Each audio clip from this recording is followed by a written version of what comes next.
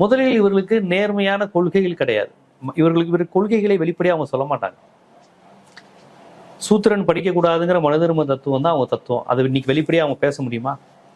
பேச மாட்டாங்க. அவங்க கொள்கை பெண்கள் படிக்கக்கூடாது, பெண்கள் மறுமணம் புரியக்கூடாது, இது எல்லாமே மனு தர்மத்தில் இருக்கிறது. அதை தான் இவங்க அந்த சாணக்கிய தந்திரத்தை தான் இவங்க ஃபாலோ பண்றாங்க. சாணக்கியன் சொல்லி வைத்த அர்த்த சாஸ்திரம், கௌடியர், இவங்க எல்லாம் சாணக்கியரை பெருமையா பேசுறவங்க. சாணக்கியருங்கிறவ ஒரு மோசமான மனிதர். ஒரு மனிதன் எப்படி இருக்கக்கூடாது, ஒரு சமூகம் எப்படி இருக்கக்கூடாது தான் அர்த்த சாஸ்திரம். ஆனா அதை இவங்க வேதவாக்கா எடுத்து பின்பற்றுவார்கள்.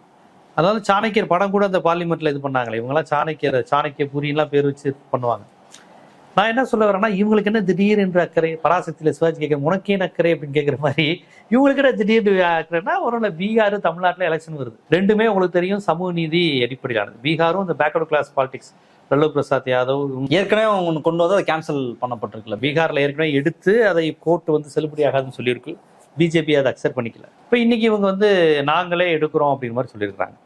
சரி, எப்போ அவங்க மக்கள் தொகை கணக்கெடுப்பு எடுப்பாங்க? நீ அடுத்து 2011, 2021, இப்போ அடுத்த கணக்கு எப்போ?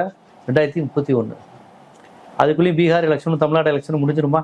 அதுக்கப்புறம் சாதிவாரி கணக்கெடுப்பு கொடுத்து இவங்க பேசுறாங்களான்னு மட்டும் பாருங்க.